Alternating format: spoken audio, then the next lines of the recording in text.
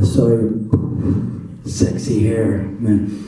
Is Mickey really not coming here? Yeah, I thought Mickey was coming out. It's cool if he's not.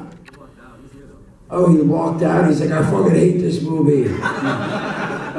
It's fine if he doesn't come up. I just saw the 2 chairs, and I know that they mentioned that he might come up. But yeah, man, I really appreciate everyone coming. Like I said, it was surreal yesterday, walking by the board and seeing the movie up on the board with time slots. Pretty surreal for Jason Mewes. But I don't know, we're just going to open it up for Q&A. Hopefully you guys have a few questions that I can answer properly. Yeah, so let's, Mickey, you coming in or what? There he is. I'm going to throw everything to Mickey. I'm going to be like, what? Mickey will answer that. Every time I see this guy, he's getting fucking skinnier and shit. Jesus. I did it for a movie role. Nice. But yeah, guys, if you got, well, there you go.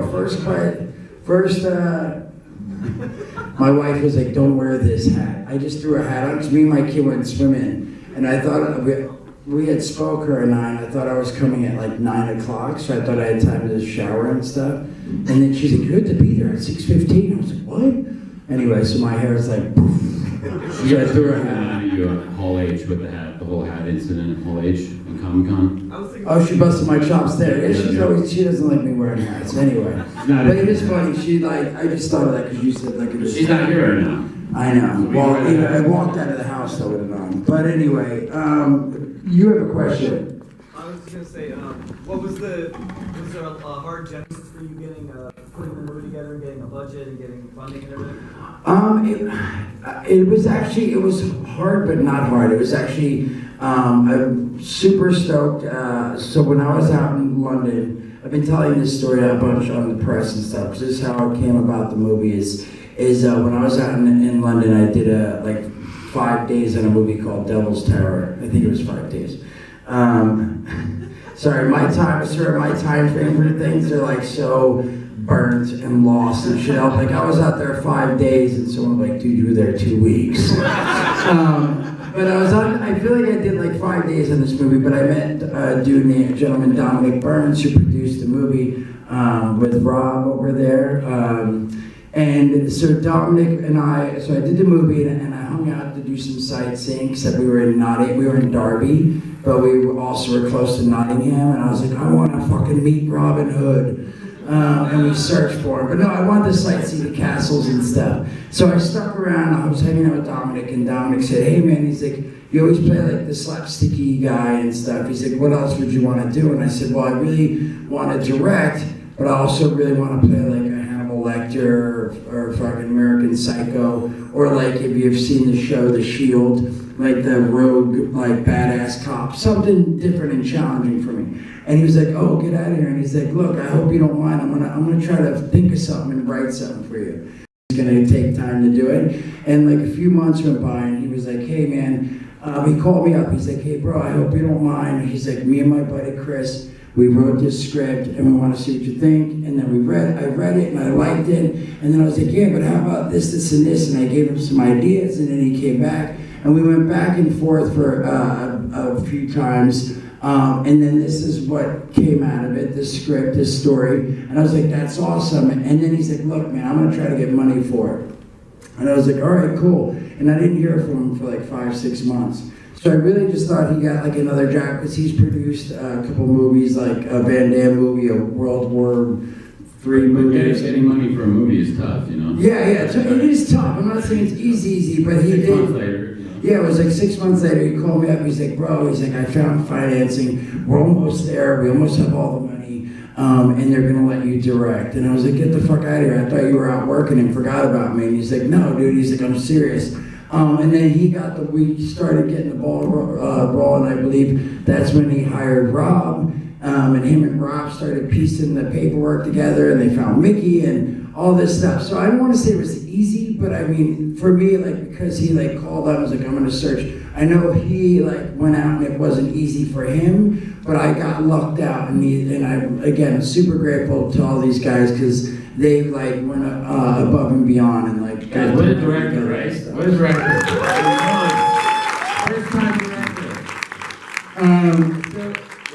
So again, I don't want to say it was easy. It wasn't easy for them, but it was. I got lucky, and it was easier for me because they did all the legwork for the money and stuff. So, yes, sir. What was it like directing a fight scene with Kevin? Like when we were arguing and stuff. It was, at first it's funny because I know him. We know him really well, and part of me thought he would find it funny and not care at all, and then a small part of me was like, well, what if he is like offended by it and stuff, and so I was a little like on edge when he read the scene and everything, and was wondering what he was going to think, and he said he loved it, and then we did a bunch of ad-libbing, like that was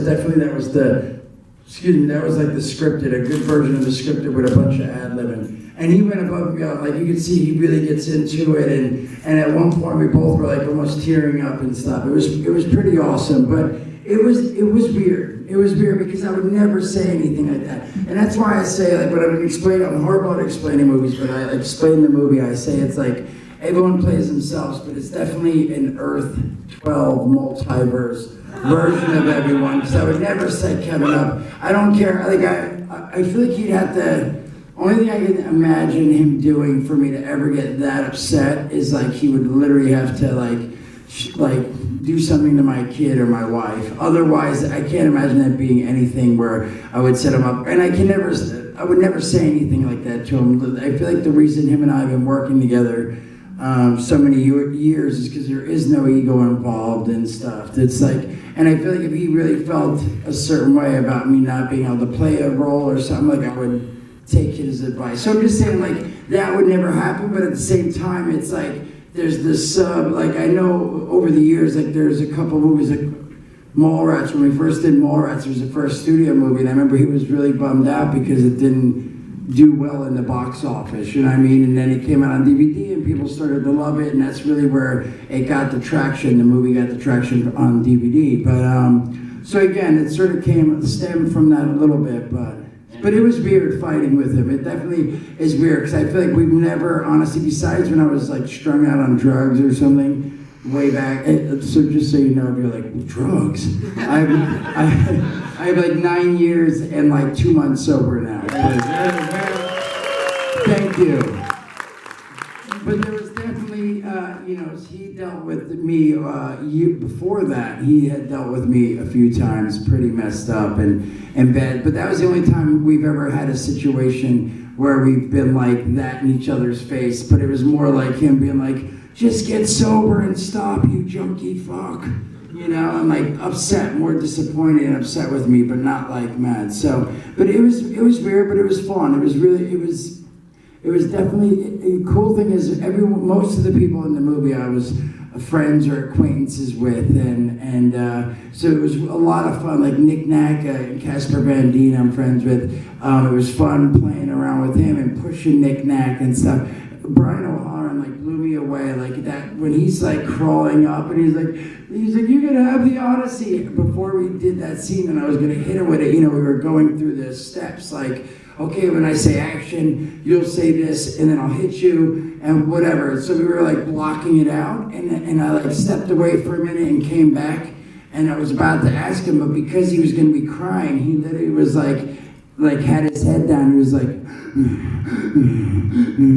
and I was like, whoa, what's he doing? Like, what do I do? Like, and he was getting in the zone and shit, but I've never seen him do that, because in all the View Askew movies, Dante doesn't like cry and go like, and then, so it's like, I was so excited that Brian like flew out, didn't get paid a whole lot of money, and like was in the movie, which was awesome, but also that he like took it like above and beyond and like was like crying and like, he like really went all out, so I was super stoked about it. You want to talk about an amazing director, that scene he's talking about in the party scene when Brian O'Halloran is there, that intercuts in between Los Angeles and London. Intercuts, the scene. Can you tell which scenes were in England, which were in? No, I feel like everything like smooth.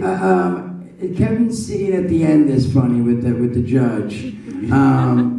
But again, but that's me. I was in both spots, so it was weird. But it's funny because the people from London, there's a few people from London who are like, I could tell some of the way the buildings are There was shaped. one guy. There was one guy. One guy. You're right. You're There was right. one guy at a screen. And Mickey was great too. Mickey, I mean, I was standing back there. I heard you guys laughing at Mickey. I mean, how funny when he turns around, he's like, "Snooch to the booch," in the Jay costume. I want to do like an alternate universe, Jay and Silent Bob, where you play Jay and shit. That would be amazing.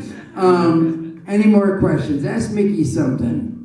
You don't have to. You can ask me. You can ask Jay. Go for it. Sorry. It's actually two questions in one. One is in reference to Jamie Camille. It was pretty funny scenes. And how was it for you working with Jamie Camille? And two, I noticed that background was very minimalistic. Was it on purpose? Like, man, maybe leave the background out, or how did you think about the? Sorry. Sorry, I have a question for you. Okay. Is it Jamie or Jaime? Jaime. It is Jaime. I wasn't sure. I'm not correcting you. I was curious. I was like, because I kept calling him Jaime, and I'm like, now I started. I thought I was wrong too. I was like, wait a He said second. his name is James. I just did it on purpose. Was it weird? It was, because again, I'm a huge fan of Jane the Virgin. Rogelio is amazing, like fucking amazing. He's awesome. What a sweet guy. He's friends with Rob. And Rob was awesome enough to reach out and he was excited to come down. As far as I know, I hope he's excited. Rob Weston. Yeah, producer. Rob Weston, Hey, yeah. raise your hand, Rob. There he is. So I keep saying Rob like everyone knows Rob and shit. I'm like, Rob. He's Sorry, not Rob single. Weston. Yeah. He's not single. He's married. But yeah, Rob's friends with Jaime and got him to come down. It was so nice. But there was a few people that, for me, that was really, I was a little nervous about, like Terry Hatcher. Dean, I know, I don't want to say I'm friends with everybody, but acquaintances at least. Danny and I are really good friends, so he was like the least. Him and, again, we've done like 6 movies together, and we're friends for many, many years. So I wasn't nervous about Danny. Vinnie Jones. Vinnie Jones, well, He was an intimidating guy. he was intimidating, but Jaime too. But Jaime was super nice, very, very sweet. So it made it less uncomfortable. But what do you mean the background, like the second part? The second part, In his scenes, or you mean like? Throughout the movie, sometimes you put in the background in order to create a little bit of atmospheric feeling. Oh, you mean like the extras and stuff? Okay, yeah. I mean, I think we worked with really what. Yeah, like we worked really with what we had and stuff. Again, we didn't have a lot of money. And it was tough. It was tough to get things. Not to mention, like, we're in London. We didn't want to show too much because we're in London and it's supposed to be California. So we tried to hide buildings in certain ways and all that type of stuff. So. I remember on the court scene. It's supposed to be in Los Angeles, and that was probably the coldest day ever in England. We were in Derby, and Jay screamed out to everyone, "Everybody, you are in Los Angeles. Act like you're in warm weather. Take your jackets off." And there's a few people that were struggling. It's cold. It was cold. It was hard to try to like pull off LA. But again, it's like You did it. It was what we had available. It was like what was possible at the time. So if we're lucky enough to do a part 2. Hopefully we'd shoot it in the city that it's supposed to be shot. Or at least in the same country. You had a question, sir. Yeah, what was the experience like, for you as a director? You're working so hard to redefine yourself as an actor, but you're also directing for the first time. How was that process like for you? It was, it was challenging for sure. I think, it was tough because I wanted to stand behind the camera more and really try to focus on the directing part. But then it's like you come in and you're like trying to block stuff. Luckily, I had a bunch of like Dom and Rob really had my back with stuff. If I wasn't behind the camera, they would be behind the camera. But it was tough because I wanted to be behind the camera more, and like I'd be able to be like, all right, we're gonna walk through the door and we're gonna do this, and then this happens, and then I'd be like, all right, I have to go get wardrobe and makeup and stuff, and then I have to do that and hope I have my stuff memorized. I feel like, so it was good. I guess for me, directing for the first time, it's like I guess it could be harder now, but I feel like I really like pulled off both. I'm not saying I pulled them off well. I feel like I would have been able to focus a little more on each, so maybe I would have done better. I'm not saying I can't really speak for what people's opinion is. Directing a movie is hard. Directing a movie is difficult. You start and direct it. Well, I'm just saying, thank you. Mickey's like my biggest cheerleader, I love it. Even when we were in San Diego Comic-Con, we were doing press and stuff, he was like my biggest cheerleader, and I do appreciate it. But again, I can't speak for everyone in here. I'm sure there's a few people out there like didn't like it, whatever, but I just think I would have been able to maybe focus and really stay. I wish I would have been able to stayed on course with it more, but it was hard because, again, the London thing and all that, like sitting down through every little piece of everything. But again, it was challenging. But again, I hope that next time, because I was able to do both, and that it'll be maybe a little bit easier to direct. I definitely want to do it again, put it that way. I wouldn't mind being in a movie that I was directing, but I would want to be in just a few pieces. Again, and now I realize why Kevin made himself Silent Bob, because he doesn't have to memorize dialogue, and he wore literally what he wears anyway. Now he doesn't, years and years and years later. But for the first 4 or 5 movies, that was his wardrobe. So he didn't have to get wardrobe. He really didn't have to get makeup because he had beard and shit, and like he wore everything, and he didn't have to memorize dialogue. So, but it was tough, really, like hoping that I got all my dialogue out and like saying things right and not messing it up, like. So again, it was challenging, but again, I got through it. So I hopefully people dig it. Hopefully I did good enough by doing both. So I think so. thank you. Hello. Oh, this young man, and then I'll do the young man behind him. But first, this gentleman. Yeah, you go with the glasses. Sorry.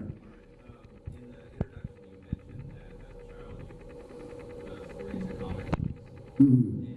scene where you land Stan Lee in the movie, or you fanboying over him, or him also fanboying over what you created? No, I mean, I wish he fanboyed over what I created. It was me fanboying over him. The reason I felt like I could reach out is because for so many years, every time he sees Kevin and I, like we've run into him at so many Comic-Cons, San Diego almost every year.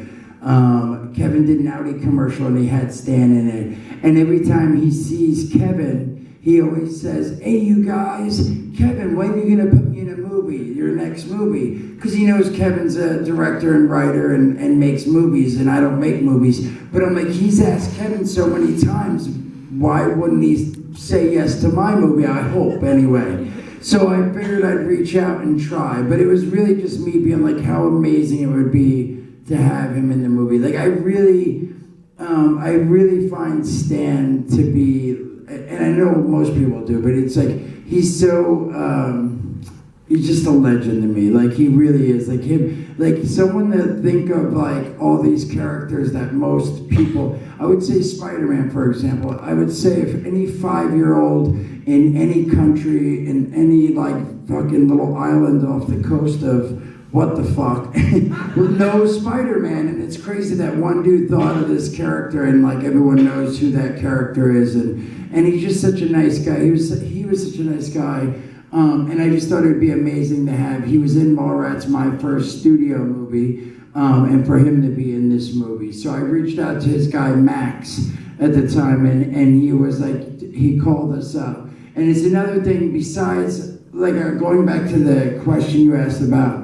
Like I had a lot of good help, I feel like, on the movie because when I reached out to Stan, I worked like a couple days go by, and we were, I can't remember, we were shooting like nights or something, like 7 at night to 7 in the morning or something crazy. And I remember that everyone had off work, no one was supposed to come to work till like 7 at night, everyone just got off at like 7 in the morning and like got home, probably went to sleep at 8, whatever. And it was like 1 or 2 in the afternoon. And the dude Max called me up. He's like, hey bro, sorry, we just got back. We've been out of town. We were at a con, whatever. He's like, dude, Stan would totally love to be in the movie. And I was like, that's awesome, man. We just got to set up a date and a time and we'll figure it out. Like, what do you want me to do? And he's like, well, we're leaving town again. So if you want to do it, we have to do it today. And it has to be by like 4 because we had to leave at 5. And call time is 6 o'clock. Yeah, we have to be, because he has to be home at 5:30 because he will not miss dinner with his wife at 6. They have dinner every night together at the, dinner table. And I was like, oh my God, that's so sweet, and like teared up a little bit. And at the same time, I'm like, how the fuck are we gonna pull this off? And I was like, okay, let's do it. And I said yes, even though I didn't know we could pull it off. But I reached out to Rob and Dom, and I was like, guys, with the producers, can we get the crew back? Like, it's way early, but it's for Stan and shit. And I would say 9 out of 10 of the crew members were like called back and was like, we'll be there. And they all showed up, and we were able to shoot like 3 hours even earlier than they were supposed to be at work. So I thought that was really sweet on the crew's part too, because they could have been like, fuck you, bro. Like, we're not coming until 7 when it's time, So that was really, really nice. But yeah, it was amazing having Stan in the movie. So I got to. It was for myself too, though. Like I said, I got to run lines with Stan. I don't know if you know this, but when he was sitting on this, when you guys were working on a scene, Yeah. they said, Mickey, will you run lines with Stan? And I did. So I was sitting there with Stan, and I'm running lines with him, and he said I was a horrible actor. He loves it. He said, you're a terrible actor. No, he's funny, man. He says like really funny great. stuff. Bless you to someone. If someone's sneezed. Yeah, you with the white shirt. Mickey, how was the experience, working with Jason, with him being one of your favorite actors and you both being from Jersey? Did you know he was one of my favorite actors? I know. Ooh, I mean, that's very sweet. Very nice of you. Jay's on Pub Secret Stash, and growing up, I idolized the Kevin Smith musical universe, and Jason's lines were like a Bible to me in high school, and me and my friends would smoke weed and would get really stoned and watch these movies, and so to be able to sit and actually work with Jason on a one-on-one level has been it's a dream come true for me, and he's truly a fantastic director. I've worked with plenty of directors. This is the guy right here. He lets all happen. It's so funny because, and I don't mean to blow up Mickey's spot, but growing up, we drive to get to where I grew up in this small town on the shore, Highlands, and our store's in Red Bank. To get there, you drive over this bridge, and there's a river, and there's these fucking houses that are like 10-bedroom mansions with like docks and shit. And you drive, I'm not even exaggerating, you drive by every day going, who the fuck lives in those motherfuckers, This motherfucker, dog. And years and years later, he's like, oh, that's my house. I'm like, you motherfucker. It was so weird because I literally did. Me and Kevin would drive by and shit. And like one of them was like the guy who like owned every Mercedes dealership in fucking Jersey. And he had like a Mercedes yacht. And then there was like another big house. And anyway, it was just funny. It was just funny that what a small world. Years later, I'm like, who lives in these motherfuckers? And Mickey was one of them. So. It was me. But go ahead, next. So, watching a movie and being part of it are two completely different experiences. This is kind of a question for both of you. What was your favorite part to be in production with, and what was your favorite part watching it on the screen? Ooh, I mean, again, I almost have to say, the fanboy in me wants to say Stan, because again, it was so surreal to me that I got Stan to be in there. Again, and I don't want to say we're friends with him, but I met him on the set of Mallrats. The first time we met him, got to meet our hero, Kevin and I. And year after year, we'd run into him somewhere and stuff. So I don't want to say I called him. I was like, let's have lunch, Stan. But I'm just saying, even though I knew him, it still is such it's crazy to me that he's in my movie as a fanboy. You know what I mean? It's like, wow, Stan Lee's in the movie. But besides the fanboy thing, there's a lot. Again, I'm super stoked and grateful that everyone, no one got paid the big bucks, and that Terry Hatcher took time, and Dean Cain, and everybody who came out to play and stuff. But I was super impressed with Brian again. Still, Brian flew out and stayed in London for a week. And like his performance, even though I've seen him act in like 6 of our movies, it was always his Dante, and you know, it's like he was sort of the same. But for him to come out and like give it his full, I definitely, for the production wise, it was my favorite, and most awkward, because again, I was like, do I ask him, and what, like, do I wait? Like, what do I do? Because I hadn't been in that situation where someone's like getting method and actually getting their scene and getting ready to cry and stuff, and then watching it like with the nails and all that. And again, I mean, there's I think sorry, what's his name, with the hockey stick chasing me and me hitting. Like they did, the stunt guys did such a great, stunt, but props, special effects, the fucking dummy getting hit by the car and fucking, like they did such a great job too. So, but anyway. That's Matt Willis. He's Matt Willis, yes. He's a UK pop star in a band called Busted. Girl. I think he's like the Mark Wahlberg. He's like the Mark Wahlberg of London, you know.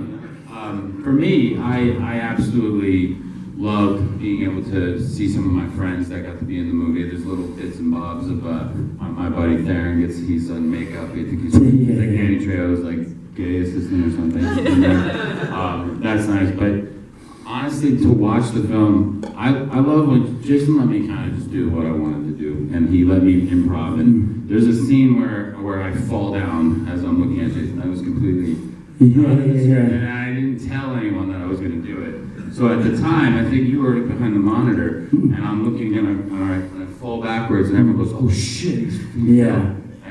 But that was by the house. It was on purpose, you know. And luckily they caught it. So I love watching moments, you know, play out when you try to just do something spontaneous, and you know, to be able to, as a comedian or when you like doing the thing with the thing was your idea too, when he like comes through the fucking police tape and he's like, and then like with breaks, like that was all him, and I was like, ooh, that's awesome, that's good. Physical contact. And then, even when me and you got to fight, actually going head to head with you, that was my favorite stuff. I mean, when we shot in front of your house, which your house, it was in England, and we got to choreograph it. You as the director, we're talking about different ways to shoot it and not, and you know, Jason just, he really lets the magic happen, and that's what's the beauty of this movie, is that everyone really gets to be free, you know. Thank you. Excuse me, I didn't realize there was kids here. All right, I know they gave us like a quick timepiece to get out of here, and I don't want to bore you guys. I'd rather you leave, you know, on a good note. So I'll last one. Is anyone has one more question to ask really quick? All right, we'll do 2 more because he jumped up and you're right here in the front. I can't say no to you. So we'll do these last 2 and then we'll get out.